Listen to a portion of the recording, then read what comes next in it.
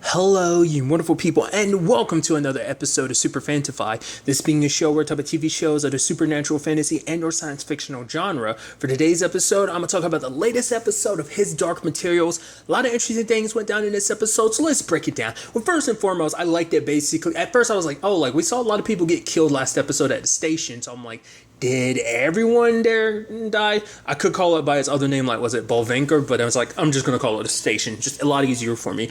But I'm like, didn't like literally everyone die? Because I was like, is Miss Coulter the only one that's left? It's like, no, there's other people, but they already left at that point. But it's like her looking at literally everything she's worked for, the whole gobblers thing, all her experiments and stuff, that kind of going down in ruin. Because it also has to suck because it's like, the person that destroyed everything, it's not only did your life's work get destroyed, it was done by your own daughter. So that's got to sting really very much. But once again, it's that whole interesting thing about her that the fact is, like, when she kind of screams, she gets all, I've talked about it before, like, she has instances where she gets very animalistic. I don't know whether that's like a witch thing, because we see times, to be fair, we haven't spent enough time with Seraphine, and we've seen her pop up here and there, but we've never seen her act like that. So maybe, like, Miss Coulter is like a special case. Once again, it's hinted that she's a witch, but they never really dive into it. She's never presented herself necessarily like a witch, so not unless she's something else. And like I said, I don't know, maybe that's just maybe she was a witch and then she kind of lost her powers or something like it. Maybe that's sort of kind of hinting at, like I said, that's something they haven't really tackled too much. But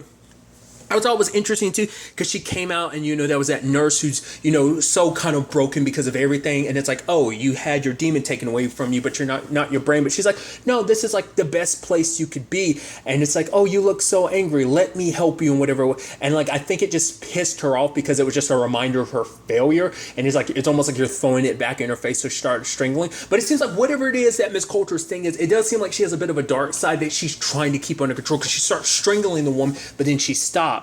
But then she just has this look, almost just kind of like, I hate you, of like almost a disgust. So it's almost like there's almost two different sides of Miss Coulter. I don't know really what to make of that. Like in that instance, especially because she's like, I'll do whatever you need me to be. And I guess it's kind of like you're kind of nothing more than a tool. You're a mindless tool, so I can't use you. Maybe that's kind of what that was supposed to represent. Just the look on her face, like, you say you want to do whatever you want to make me happy or whatever, but it's like nothing you can do. You're mindless. I don't need someone brainless and mindless. I guess the thought could be like, I want my daughter. I don't want you. You can't fill that hole that my daughter could. Maybe that's where that stems from. Maybe that's why she's so desperate with the whole Lyra situation, because she's so kind of broken on the inside that maybe she thinks having Lyra, maybe she can fulfill like the motherly role and kind of like it fix something that might be broken in her, and just maybe looking at her as maybe some reminder of herself. When she looks at this woman who's so like, maybe, I don't know, maybe it just reminds her of who she was or who she currently is. I don't know. It might have been kind of almost like a looking into the mirror type of situation. So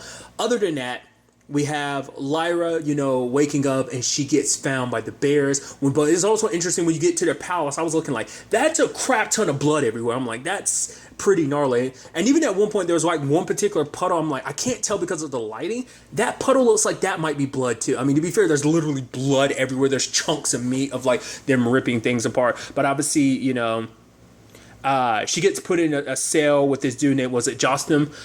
Basically, and it was really interesting hearing that basically Euphor's whole thing is he wants to be human. Obviously, we already know that because it's like, he wants a demon and everything. Because when Miss Coulter was like, oh my God, like the Magisterium, they'll so like baptize you and then you'll be the first bear, because on some weird level Euphor wants to be a human so badly. And I guess it's because obviously bears are kind of treated as kind of like these little outcasts in society, even though it seems like obviously Egyptians kind of feel that role. I think it's just because obviously in a hierarchy it's like humans are at the top, and I guess because it's like bears don't get any respect. Even if I'm king, it doesn't mean diddly squat unless I get recognition from humans. So I guess he so desperately wants to be a human, but that's not something that anyone else can do. Maybe a witch could do it for him, but I guess no witches want to help him out in whatever regard. not unless that's kind of, like I said, the role that Miss Coulter plays. But I thought that was such an interesting, like I said, it kind of lends itself to be like, oh, so that's why the baptism means so much to you, because it is like, because you want to be recognized, because he does kind of have such a low, I guess it's one of those things of like, he has such a low opinion, because it's like, well, bears aren't really that special in the hierarchy. I want to be someone important. So obviously being king was important, but obviously being, baptized would have meant more, because it's like, oh, I'm being recognized amongst humans. So I'm like, working my way up in almost in this class system that I guess he's almost created for himself, or maybe there is that class system, whatever the case may be. I thought that was kind of fascinating. And then you also hear something that's kind of interesting. And I was picking up on that was like the whole thing of like, oh yeah, like Azriel kind of tricked Yufa into letting him like work on the research and stuff like that. I'm like, that's not what Miss Coulter said. She said to destroy his labs and everything. But I guess like Azriel probably tricked him to be like, oh, I can help you out, whatever you want. Let me work in my labs and stuff like that. Azriel gets to do what he's doing. And Yufa kind of believes like, oh, it's all for my sake.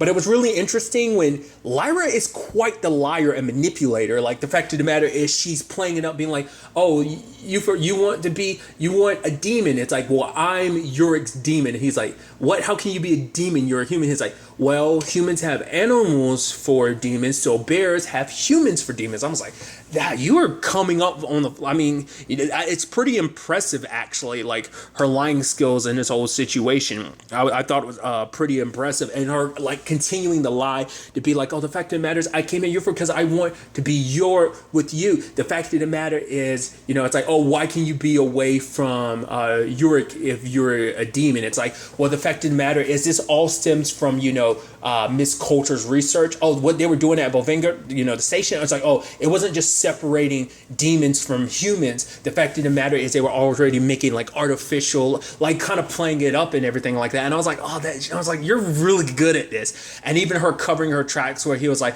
well, the fact of the matter is, what was the first creature I killed? And she manipulates it to be like, all right, gives her a chance to check out the alethiometer to kind of get the answer.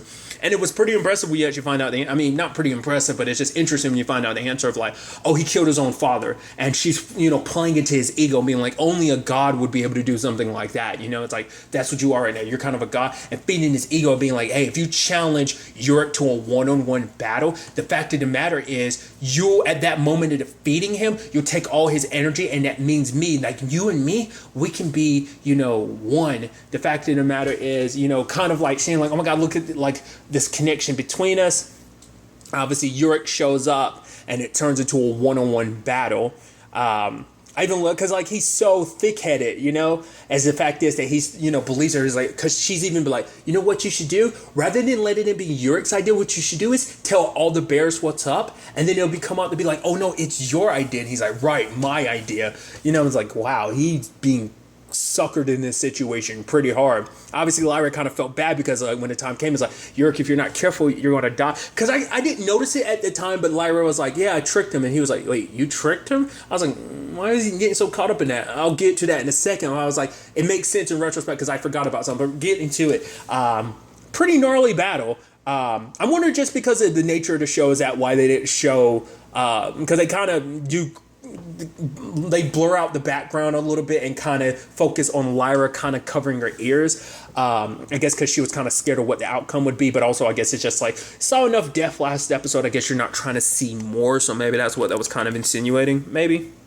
Or maybe it was kind of designed like that to make it seem like, oh, who was the winner at the end of the day. I figured it was more so because they want to probably keep it TV-14 without kind of like bleeding over by making it like, oh, like kind of like, oh, I guess, probably seeing, probably, even though they're like CGI animals, it probably might cause a fuss if you see one directly killing another. When it's insinuated like that, maybe that's a little bit different. I don't know. Maybe that was kind of where that came from. But like I said, also it might stem from the fact that being TV-14, if they probably showed that, it kind of probably would have gotten a little gnarly. Like it got bloodied. So like I said, it just might be a TV thing of like they decided to do it like that, or maybe it's just supposed to be an artistic thing, that choice that they made. And at the end of the day, it doesn't really matter. I just thought this was kind of interesting.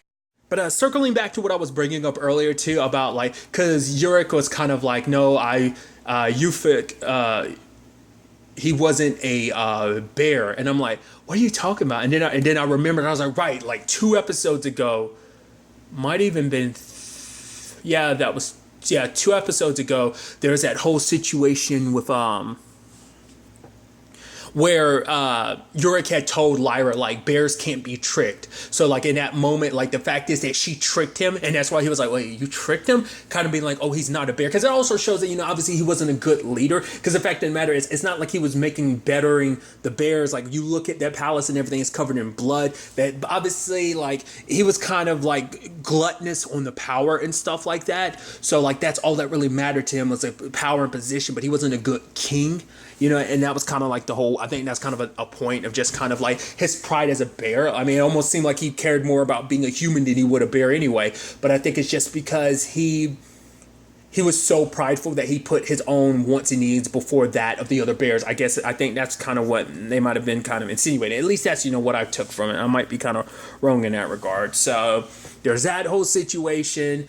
There's a situation in the other world with Boreal. He is quite a little doing a crafty move because obviously I guess he knew that Elaine wasn't in the right mind. The moment he comes in and everything, I thought he was going to twist it to be like, okay, actually, I'm here working with John. The fact of the matter is there's some very bad people out there. I shouldn't have lied to you. I thought he was going down that angle. He kind of does, but we'll get to that. Where he basically makes it seem like he works with like basically some like high government agency, like MI5, MI6 type of situation. And it's like, well, we believe John to be alive and stuff like that. So if you got any hints, it's like, but for her, it's like, no, there's no way John could be alive. He's like, well, yeah, the fact of the matter is you're getting sent money from a specific account, so he's got to be alive. And I don't know whether it's a thing of Elaine does know that he's alive and she is covering, or the fact of the matter is she legitimately thought he was dead. I don't know. It's kind of hard to say considering the fact is the way her mind is, you know. It's like, it seems like I kind of get the feeling like she didn't know that he was alive. And obviously, like, you know, because it's the thing of like, Boreal, there's certain things I'm not sure whether he did on purpose. Like when he was just kind of getting frustrated because she wouldn't listen. And I love that line. What was it she said? He was like, I'll bring back a warrant. And the fact of the matter is, you know, I could end up taking your son to, you know, basically get child services involved. And he's like, aren't you scared of that? She's like, I'm scared of everything. What's one more thing on top of that? You know, what's one more fear on top of everything else I'm already afraid of? Just because her condition kind of makes her paranoid and stuff like that. She's already kind of afraid of just everything anyway. So it's like, what's your one more fear on top of mine? And I thought that was such an interesting aspect to it. But I think it's just like, you know, when his demon kind of grows, she's like, what was that snake? And he's like, what? I think it was playing into it, making like, oh, are you crazy? Like, I don't know what he, you know, psychically was telling his demon to do that, or like what that whole situation was. I kind of feel like that was kind of the point to kind of lead her to kind of make herself seem more crazy. Maybe he didn't plan for it, but then it happened. He's like, oh, let me take advantage of this. Now I'm going to make you seem more crazy. And that was the thing. Lane I think she couldn't really tell, like, wait, am I just being extra paranoid? Or am I, you know, she herself couldn't distinguish it. But obviously, like, and I think that was kind of irritating because the fact is, it's like, wait, maybe this is real, and the fact of the matter is he's going to come back and he's going to take Will away from you, or maybe it's all in my head, or maybe it's real. Like, not being able to distinguish the two, I think that freaked her out. She brought this up to Will, but I wasn't 100% sure how to interpret that whole thing with Will, because they went back and it's like he sees the place trash. I'm under the assumption of like, oh, he's like, oh, they might still be here, Mom, let's get out of here. But then it's like, no, he claims he believes her, but it's like, especially when he's like, no, I believe you. The guy with the snake and everything, it's like, you don't believe her, do you? So it's like, especially when he brings her over to the coach, like, I just couldn't be sure, because I thought he was being like, oh, like, don't call the police, because if they see that place and they see her in the state she's in right now, knowing her history and her condition, they'll just kind of take me away. But it's like, no, he was saying that because it's like, I'll clean the place up, then Mom can come back home in a couple of days and we'll just kind of pretend like this didn't really happen type of thing.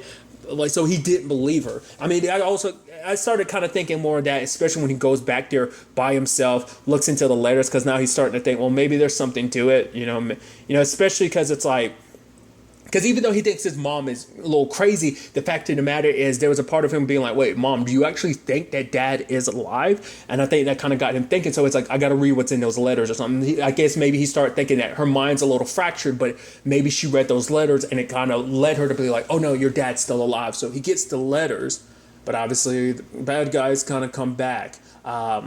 The other two at the very least come back. I also thought it was kind of interesting, Boreal had said that line of like, do you ever get kind of mad when people aren't doing what's best for them? It's a little messed up considering the fact is you're trying to manipulate this woman. I guess because it's like, the fact is we'll stay out of your hair. Like, John brings nothing but trouble to your life anyway. The sooner we find him, the sooner we get the hell out of your life. So it's kind of like, you know, I don't know. I just thought that was interesting that he had made that point of like people just don't know when you're doing what's best for them or something like that, or realizing what's best for them type of thing. It was interesting.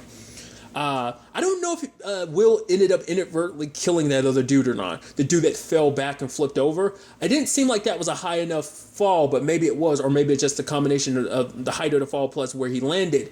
It seemed like he was dead, but it could have just been like he was passed out. Will had gotten the letters, and he was about to head back to the coach's place, but I guess he changed his mind. I don't know whether it's like Dad might still be out there, or maybe he is trying to protect his mom. Like, I wasn't sure what to kind of really interpret for. I assume it's just kind of like if they're after these letters, that must mean I got, or something, it's like, well, mom's safer there because they're not going to look for her, and maybe he's thinking like, well, the fact of the matter, and maybe, I don't know, like, maybe this is me reading too much into it, but I kind of looked at it as like maybe that's kind of supposed to insinuate, maybe for him, it's like, mom's there where she's fine. She'll be looked after. The fact of the matter is, I kind of get to be free from my obligations to look after and take care of her. That's me, like, taking that to a very pessimistic level. It might simply be like, mom is okay where she is because they don't know where she is. So I needed to use this as an opportunity to potentially find dad, maybe, or try to get someone's help with this. I wasn't 100% sure how to really interpret that whole situation. So maybe we'll kind of find more out about it later on.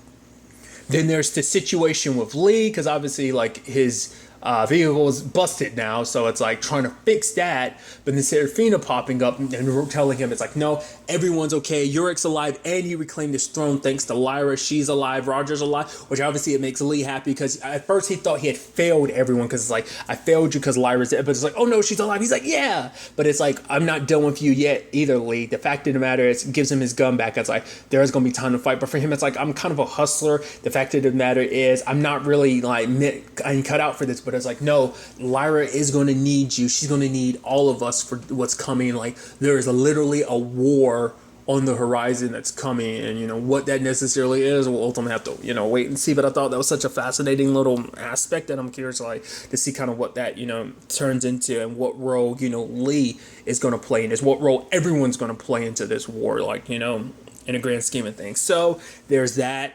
There's a whole situation with Miss Coulter that I really like, because obviously, it's the whole thing of her showing up, because obviously, like, everyone at the Magisterium is heading north because of all that's going down, and she's like, oh, what's this about? It's like, oh, we're going to get Azrael. It's like, no, Yusuf has him. It's like, oh, no, actually, the fact of the matter is, he let Azrael kind of keep working, even to look on her face like, wait, what?